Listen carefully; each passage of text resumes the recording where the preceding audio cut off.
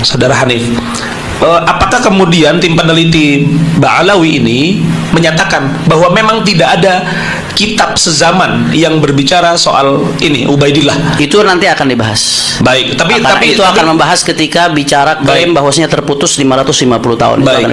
Tapi yang jelas boleh tidak saya kemudian tanya, ya, ada tidaknya, jadi pengakuan bahwa ada tidak kitab sezaman yang berbicara soal itu?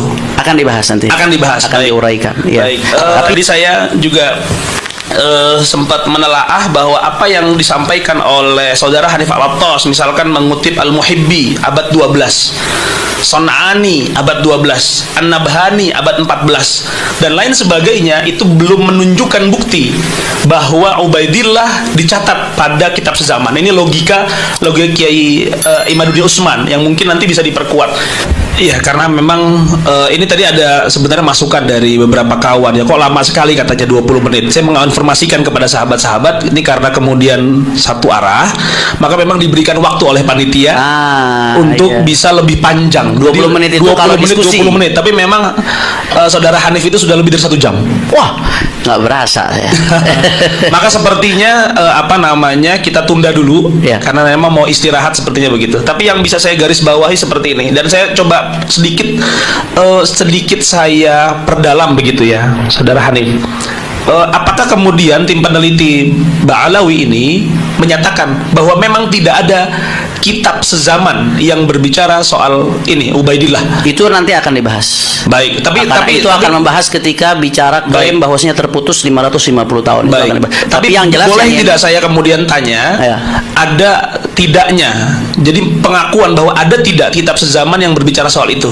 Akan dibahas nanti. Akan dibahas. Akan diuraikan. Ya. Baik. Tapi yang jelas yang ingin kami tegaskan, syarat kitab sezaman untuk mutlak absah nasab itu tidak dibenarkan. Ini yang harus dipahami oleh sahabat-sahabat sekalian ya, bahwa memang pertama ada syarat syuhra wal istifadhah yang ini dikuatkan oleh tadi tim peneliti, dan banyak sekali tadi data-data yang dilakukan oleh disampaikan oleh saudara Hanif. Nanti syuhra wal istifadhah ini akan terus dikuatkan. Selanjutnya begini, saudara Hanif, saya ingin bertanya dan mungkin menjadi sebuah penguat. Ya. Saudara Imaduddin Hasan mengatakan bahwa ketika ada yang inkar, maka itu tidak syuhroh. Ya. Nah itu nanti mungkin mudah-mudahan bisa diperkuat itu oleh baik ya, baik. Insyaallah. Terima kasih. Dan tadi saudara Hanif juga menyatakan bahwa ada perbedaan antara diksi turuk dan diksi syurut, ya, yang ini kemudian disamakan oleh Kiai Imaduddin Hasan. Betul. Baik, terima kasih. Insyaallah kita akan mulai lagi dengan pembahasan selanjutnya, dan kita akan perkuat narasi argumentasi yang tadi sudah disampaikan, dan insyaallah mudah-mudahan sekali lagi ini untuk islah. Diskusi ini saya agak mereview sedikit. Tadi disampaikan oleh saudara Hanif Al-Attas mengenai syarat atau turuk-turuk daripada itsbat nasab yang disebutkan, dan sudah banyak data material yang disebutkan, dan ini menjadi sebuah hal yang penting karena kemudian data material inilah nanti yang bisa dikonfrontasi. Maka kalau dari pihak Kiai Imaduddin sendiri ini tidak hadir, sebenarnya sangat disayangkan sekali. Saya sangat menyayangkan sekali karena data material yang dibutuhkan itu harus dibantah dari apa yang disampaikan sama saudara Hanif Al-Attas. Tadi disampaikan lagi-lagi bahwa syarat dan turuk syuhra istifadhah menjadi sebuah hal yang penting dalam isbat nasab, dan itu yang harus kemudian digugat dari kubu Kiai Imaduddin Hasan Utsman sendiri. Baik, sebelum nanti kita akan masuk kepada sesi selanjutnya, ini kita akan melanjutkan kembali apa yang tadi disampaikan oleh saudara Hanif Al-Attas, agar kemudian sistematika berpikir bagi sahabat-sahabat sekalian itu lebih terarah. Jadi membangun fondasi dulu, ini yang kemudian ingin kita bahas, lalu biar nanti beberapa masalah-masalah terkait itu bisa lebih mudah dipahaminya. Dan sekali lagi, diskusi kali ini kita tidak membahas soal-soal yang terkait dengan isu sosial kehabaiban. Isu sosial itu tidak pernah kita bahas. Mungkin itu di sisi selanjutnya, habaib-habib yang seperti ini, yang seperti ini, yang seperti ini, itu tidak kita bahas sama sekali. Kita fokus hari ini pada permasalahan isbat nasab, metodologi isbat nasab. Itu yang kemudian fokus kita. Dan saya kembali lagi menasehati, bukan menasehati ya, anggaplah kemudian memberikan saran bagi para narasumber sekalian dengan ayat Allah Subhanahu wa taala berfirman, wa qula lahu qaulan layyina la'allahu yatadzakkar aw yakhsha. Berkata yang baik, cara penyampaian yang baik, diksi kata yang kemudian dipilih adalah sebuah diksi kata yang baik, agar kemudian pihak yang memang saat ini menggugat itu yatadzakkar au yakhsha. Itu yang terpenting agar kemudian tercipta rekonsiliasi di antara kita bersama. Baik, saya persilahkan kepada saudara Hanif Al-Attas untuk bisa melanjutkan apa yang tadi disampaikan. Terima kasih. Assalamualaikum warahmatullahi wabarakatuh. Alhamdulillah wassalatu wassalamu ala Rasulillah wa ala alihi wasahbihi man wala. Sebelumnya saya minta maaf kepada pendengar sekalian ya, karena ini formatnya yang bukan diskusi dua arah, maka berubah jadi format seminar ini. Karena yang kita tunggu-tunggu nggak datang, sehingga saya minta maaf kalau saya ngambil waktu agak panjang, karena seperti yang tadi kami gambarkan, analogikan, ini saya membangun pondasi, nanti akan ada bangunan-bangunan oleh kawan-kawan yang dibangun di atas pondasi tersebut, sehingga mohon dimaklumi sedikit kalau ini agak panjang. Dan kelihatannya karena seruannya 3 hari 3 malam, nah, jadi kami persiapannya 5 hari 5 malam ini bahannya. Jadi mohon maaf kalau agak panjang seperti itu. Jadi tadi kita kembali penyimpangan pertama, kita udah sepakat ya, ternyata ulama itu, ratusan ulama itu yang dulu sudah benar, mereka tuh nggak meleset, sudah betul. Tapi kenapa kok Imat bisa begitu yakin hanya dia yang benar, semua ulama salah? Sehingga dari sini kita bisa kesimpulkan sudah jelas-jelas dia yang menyimpang. Salah satu tadi itu diantaranya dia mengabaikan dan menabrak tatanan ilmu nasab. Saya tadi udah tegaskan masalah syarat sezaman yang itu merupakan syarat mutlak kata Imat dan kawan-kawan, itu adalah syarat yang dibuat-buat. Kalau ada kitab sezaman ya boleh-boleh saja, bagus-bagus saja, tapi itu bukan syarat mutlak yang kemudian karena nggak ada kitab tersebut lalu dianggap nasab tidak tersambung. Tadi kita sudah uraikan panjang lebar, saya kira yang masalah itu sudah tuntas. Kemudian di antara kaidah nasab berikutnya yang diabaikan, saudara Imat ini selalu mengatakan nasab habaib ba'lawi mardudun batil, mardudun batil, tertolak, batil, tertolak, batal, bahkan mustahil mustahil tersambung. Nah, ini nih lagi-lagi hal ini timbul karena mengabaikan klasifikasi nasab menurut ulama nasab. Ini penyimpangan terkait ilmu nasab juga. Kalau orang paham ilmu nasab ini basic sekali, hampir di semua kitab teori nasab ini yang dijadikan rujukan oleh Imat disebutkan ya, nasab itu ya setidak-tidaknya ada beberapa klasifikasi, ada beberapa perincian, saya ambil secara global. Setidak-tidaknya ada 4 bagian. Ada yang namanya nasab sahih atau nasab thabit. Nasab sahih ini adalah nasab alladzi ta'akkada thubutuhu bisilsilatin sahihah.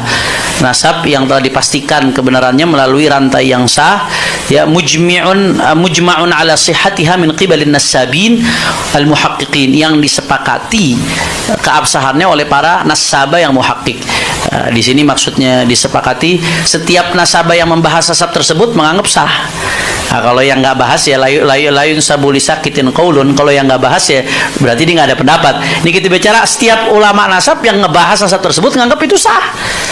Nah, itu nasab yang seperti ini dianggap sebagai nasab sahih atau disebut juga sahihun tsabit. Nah, itu yang pertama.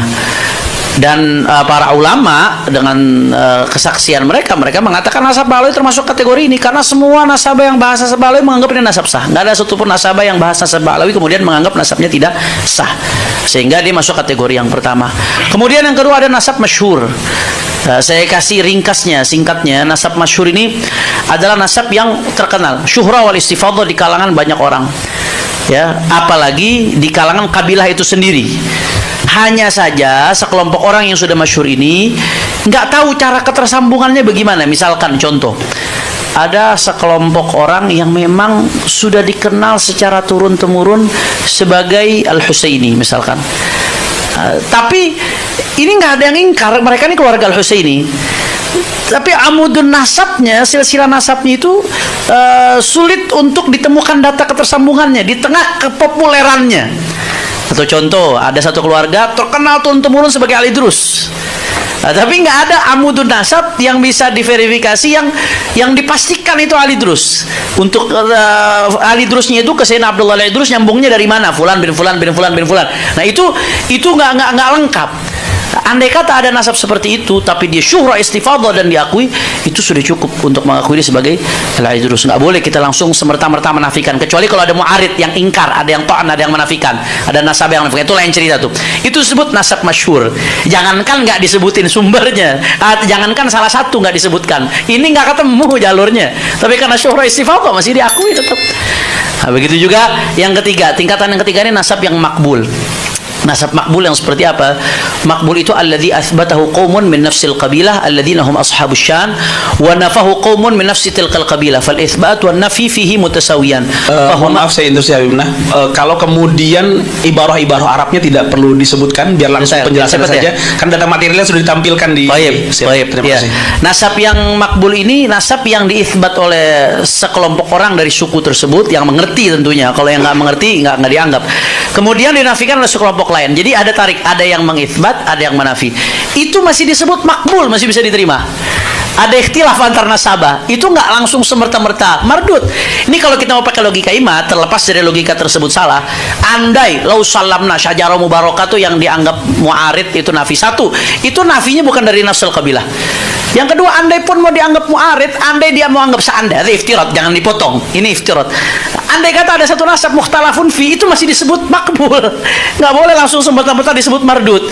Apalagi kalau nggak ada yang ingkar seperti nasab Ba'alawi. Makanya disebut sahih oleh para ulama. Nah, jadi yang mardud itu seperti apa? Di sini disebutkan mardud itu kalau ada orang ya ngaku ke satu kabilah dibuat-buat, kemudian kabilah tersebut menafikan. Ada orang ngaku kepada sebagai Al-Attas misalkan. Nah, Habib Ahmad bin Muhammad Al-Attas yang ngerti nasab Al-Attas bilang, "Inti nggak mungkin Al-Attas nih. Secara hitung-hitungan nggak mungkin. Secara begini-begini Al-Attasnya sendiri nolak. Abah inti itu bukan Al-Attas. Kok bisa inti jadi Al-Attas?" Itu namanya mardud. Ada orang ngaku misalkan keturunan Sultan Hasanuddin. Nah, aku teriak Sultan Hasanuddin. Keturunan Sultan Hasanuddin sendiri nggak ngakui, nolak. Itu baru nasab mardud, Gus Wafi. Mardud itu yang namanya mardud dalam definisi ilmu nasab. Jadi kalau dia paham klasifikasi ini, nggak langsung ujuk-ujuk main mardudun, batilun, qot'iyun, bla bla bla bla.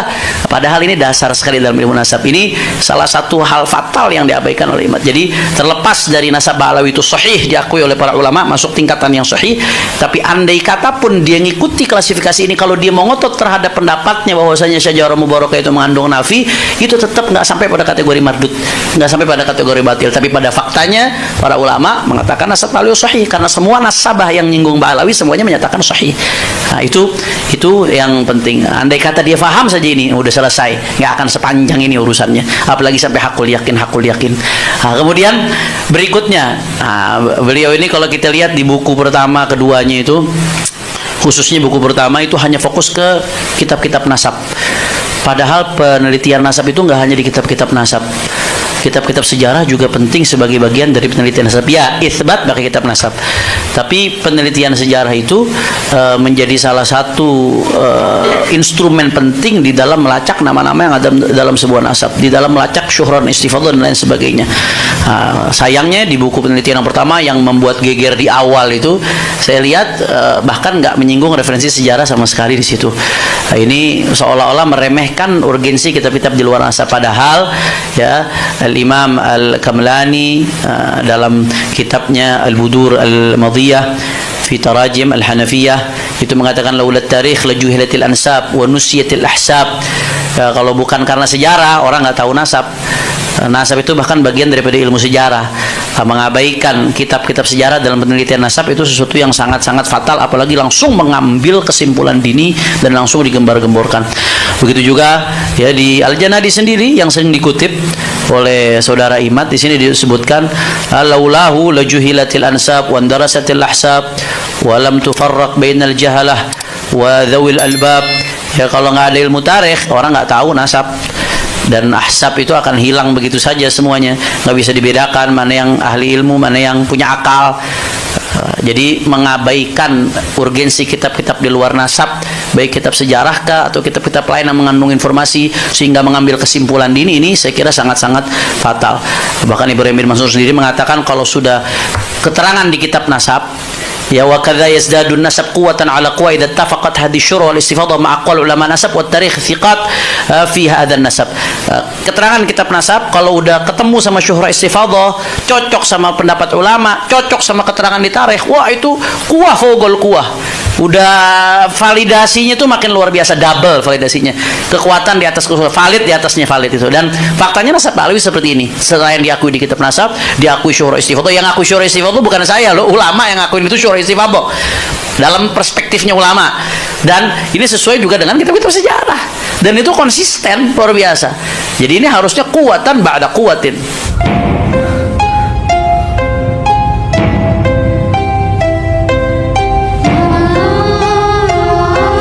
Assalamualaikum warahmatullahi wabarakatuh.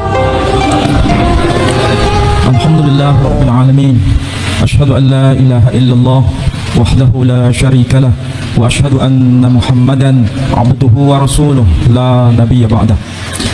Terima kasih atas kehadiran saudara-saudara sekalian, karena pada hari ini kami dari Yayasan Pembina Mu'allaf At-Tauhid menerima tamu-tamu yang tentu saja membuat heboh Indonesia.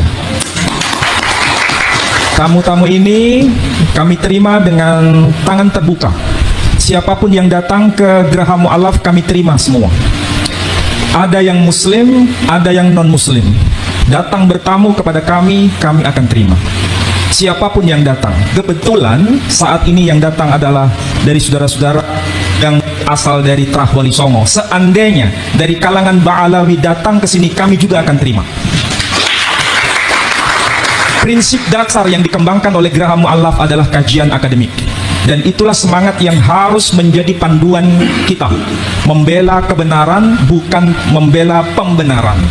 Dan dalam konteks ini, alhamdulillah ada datang Tubagus Mogi yang ada di sebelah kanan saya, kemudian Sayyid Tengku Mudakari, kemudian beliau yang baru saja berbicara kepada kita dengan berbagai data-data terbaru yang tentu saja itu menjadi renungan kita bersama, yakni beliau yang dikenal dengan nama Kiai Haji Imaduddin bin Usman Al-Bantani. Kemudian ada juga Kiai Pleret atau Gus Fuad Pleret yang senyumnya membuat kita semakin terkesima, dan juga Kiai Nur Ikhya yang sangat halus bahasanya, sangat santun tutur katanya, yang membuat kita sangat sulit untuk menolak apa yang beliau katakan. Kemudian Gus Fakih Al-Muqaddam katanya. Mudah-mudahan ini menjadi penyemangat. Setiap orang itu punya karakter, tapi karakter masing-masing orang itu sebetulnya bermuara dari hati, dan sebenarnya dia bicara dalam konteks kebenaran atau dalam konteks bukan kebenaran itu bisa dideteksi. Dan saya kira kita semua punya itu. Nah, masalahnya apakah yang tadi beliau katakan itu manipulasi atau tidak? Pasti dan pasti orang yang cerdas dan waras bisa membuktikannya. Nah, saudara-saudara sekalian, saya tidak akan menjelaskan secara detail apa yang telah diuraikan oleh beliau-beliau tadi. Saya hanya ingin mengetuk hati kita semua bahwa untuk membuktikan kebenaran itu tidak cukup dari klaim sepihak. Ini sering saya ulang. Untuk membuktikan kebenaran itu bukan pada dokumen sepihak atau dokumen internal, tapi harus dokumen eksternal. Itu minimal yang harus kita pahami. Apalagi dalam konteks yang sezaman. Kita mulai dari tokoh yang tentu saja ini penting. Tapi sebelumnya saya ingin garis bawahi, agama yang ada di sekitar kita, sumbernya itu bila berasal dari sumber yang satu, pasti pesannya itu seragam. Apa buktinya? Muslim mengenal istilah salam, arti harfiahnya damai sejahtera. Nasrani dan Yahudi mengenal istilah shalom, arti harfiahnya damai sejahtera. Kalau kita lihat ajaran Hindu mengenal istilah Shanti, Om, Santi, Shanti, Shanti, Om, arti harfiahnya damai sejahtera. Buddha kita kenal dengan istilah Shadu, Shadu, Shadu, arti harfiahnya damai sejahtera. Agama Konghucu dan Tao berbahasa Mandarin mengenal istilah Shancai, Shancai, Shancai, arti harfiahnya damai sejahtera. Jangan diplesetkan jadi Shinchan ya. Shancai. Coba perhatikan itu dengan perenungan yang dalam. Mengapa muncul istilah salam? Shalom, Santi, Sadu, Sancai, membuktikan bahwa sumber agama itu merujuk pada zat yang mutlak yang satu itu dalam bahasa yang berbeda, tapi simbolnya jelas. Di situ kalau pakai bahasa anak milenial sekarang pakai simbol huruf S supaya gampang dipahami. Ini menandakan kalau sebuah agama, sebuah ajaran menyimpang dari ajaran yang menebarkan damai sejahtera, patut dicurigai apa itu sebenarnya yang diajarkan. Jadi semangat agama ke sana sebenarnya. Nah, dari sisi ini kita mulai lihat tokoh yang sering kita kenal. Kita mulai dari Al-Quran saja sebagai bukti internal. Karena kita Muslim pasti nahnu abna'ud dalil. Kita ini putra-putra orang berdasar pada dalil. Apa yang dikatakan Quran? Ibrahim berkata, dan itu ditegaskan dalam Al-Quran. Alhamdulillahilladzi wahabali 'alal kibari Ismaila wa Ishaqa inna rabbi lasami'ud du'a. Segala puji bagi Allah yang menganugerahkan kepadaku di masa tua, yakni Ismail dan Ishak. Ini tercantum di surah Ibrahim.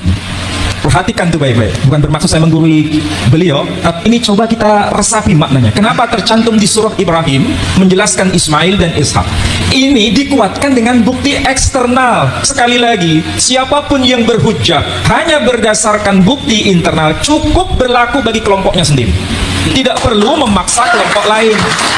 Tapi kalau ingin diakui sebagai hujjah yang kuat, maka hadirkan bukti eksternal itu.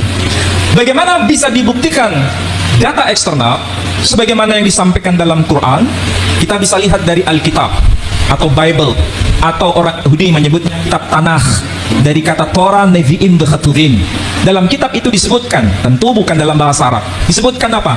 Bnei Avraham, Yitzhak wa Ismail. Anak-anak Ibrahim ialah Ishak dan Ismail. Ini sudah menjadi bukti.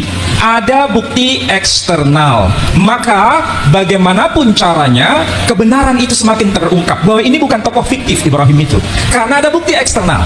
Nama Ibrahim asalnya dari kata Abram. Jadi nama aslinya itu Abram.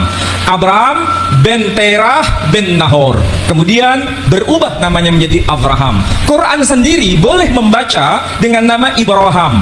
Makanya salah satu qiraah sab'ah ayat yang berbunyi Bismillahirrahmanirrahim. Wa idh yarfa'u Ibrahimul qawa'ida minal baiti wa Ismail Rabbana taqabbal minna innaka antas sami'ul alim. Jadi boleh dibaca Ibrahim, boleh dibaca Ibrahim. Ini kalau kita kaji dari sisi linguistik, dirosah lisaniyah atau kajian kebahasaan. Dari Abraham menjadi Ibrahim itu ada lompatan. Maka supaya tidak melompat, perlu mediator, bahasa yang menjadi pengantar dari perubahan bahasa Arab ke bahasa Ibraninya atau sebaliknya. Dari Ibrahim ke Abraham kita ketemukan nama Ibrahim. Logikanya dari Abraham, dari kata Ibrahim dan menjadi kata Ibrahim, ini pasti merujuk pada tokoh yang sama. Dan nama Abraham sekali lagi dari kata Abram. Kata Abram ini juga ditemukan dalam kitab saudara kita yang lebih tua. Apa itu? Agama Hindu. Kitab apa itu? Kitab Bhaviswa Purana. Disebutkan nama Abhiram, puter Terahan, puter Nahoran. Sementara dalam kitab-kitab klasik Islam disebutkan Ibrahim bin Tarih bin Nahur. Dari tradisi Yahudi, kitab Talmud ataupun Alkitab atau disebut Bible menyebutkan Abraham bin Terah bin Nahor. Jadi disebut nama Abhiram, Abram, Ibrahim, Ibrahim, Abraham, tokohnya bukan tokoh fiktif. Karena apa? Ada data-data yang lengkap, bukan sekedar data internal tapi data eksternal. Ada data yang lebih senior, ada data yang lebih terakhir. Semuanya itu kalau dikumpulkan merujuk pada fakta, bukan fiksi. Ini cara kita berpikir waras dan sehat. Kecuali kalau berpikir yang tidak waras, hanya klaim sepihak. Jadi siapapun yang mau jujur mengakui kebenaran pasti tidak bisa menolak apa yang saya katakan ini. Apalagi kalau dihubungkan dengan tradisi yang lebih luas lagi. Tadi sudah disinggung, misalnya apa betul Bani Jawi itu ada kaitan dengan Ismail, ada kaitan dengan Ibrahim. Ternyata data ini juga dikenal dalam historiografi Nusantara sendiri. Tokoh Aji Saka itu bukan hanya diakui di kalangan orang Jawa, orang Sunda juga mengenal itu, Aji Saka. Kalau di Jawa menyebutnya Aji Soko, di Madura juga mengenal itu, nama tokoh itu. Dan kalau yang manuskrip yang Jawa menyebutkan bahwa orang Jawa itu dikenal dengan sebutan Bani Jawi, tapi dalam makna sempit, bukan dalam makna lebih luas. Dan disebutkan wayahipun Nabi Ismail. Itu perlu dibahas sebetulnya. Karena orang Jawa sendiri, kebanyakan yang generasi milenial ini jarang sekali buka-buka manuskrip. Jarang sekali buka-buka data tradisi mereka sendiri. Kebanyakan mereka belajar dari sisi tradisi asing. Nah, berkaitan dengan itu, maka perlu namanya penyadaran bahwa negeri kita ini jangan sampai kita buta dengan sejarah kita sendiri. Saudara-saudara yang generasi muda punya kewajiban untuk menelusuri kembali kekayaan budaya kita. Artefak kebudayaan kita itu begitu luar biasa. Maka inilah waktunya bagi saudara-saudara untuk merefleksi diri. Dan Kiai Imaduddin Al-Bantani sudah memberikan semacam preambul bagaimana cara mengkaji data itu secara baik. Ada plus minus itu pasti, tetapi bukan berarti kita ini tidak mau baca. Masalahnya masyarakat kita ini tidak mau baca. Bahkan sebelum mendengar sudah a priori. Bahkan karena terlalu tradisi itu begitu mengakar lama, sehingga ketika menemukan sesuatu informasi yang sepertinya asing dianggap sebagai yang salah. Akibatnya apa? Ini doktrin. Agama itu tidak hanya dalam konteks doktrin, tapi juga pertanggungjawaban ilmiah. Saya yakin saudara-saudara yang ada di depan saya dan para ulama yang ada di samping kanan dan di samping kiri saya ini punya kewajiban moral untuk memberikan penyadaran kepada anak-anak muda, kepada bangsa besar ini, supaya beragama bukan sekedar doktrin, apalagi halu, itu sangat-sangat tidak berkenan. Maka yang penting adalah bagaimana beragama dengan pertanggungjawaban moral, sehingga menjelaskan Islam itu dengan cara yang benar, menjelaskan Islam itu dengan cara yang benar-benar akademik dari bukti internal dan bukti eksternal. Itu minimal. Dan tentu saja ini tidak mudah, perlu pertanggungjawaban studi yang semakin meningkat dari hari demi hari. Saya kira demikian yang bisa saya tambahkan. Saya tidak bermaksud untuk mengulang kembali, tapi saya hanya memberikan semacam informasi secuil saja yang bisa bermanfaat untuk saudara-saudara sekalian. Saya kira demikian. Wassalamualaikum warahmatullahi wabarakatuh. Waalaikumsalam warahmatullahi wabarakatuh. Jadi itu ya teman-teman, diskusi di Robito Alawiyah yang mana Hanif, pernyataan-pernyataan Hanif dikomentari oleh Kiai Haji Imaduddin Usman Al-Bantani dan kawan-kawannya ya. Jadi diskusi yang diadakan di Robito Alawiyah pada bulan lalu itu juga ditanggapi oleh golongannya Kiai Haji Imaduddin Usman Al-Bantani, termasuk ada Amin Naib Ali dan yang lain-lainnya. Oke, terima kasih buat semuanya. Semoga video ini bermanfaat. Sampai jumpa di video selanjutnya.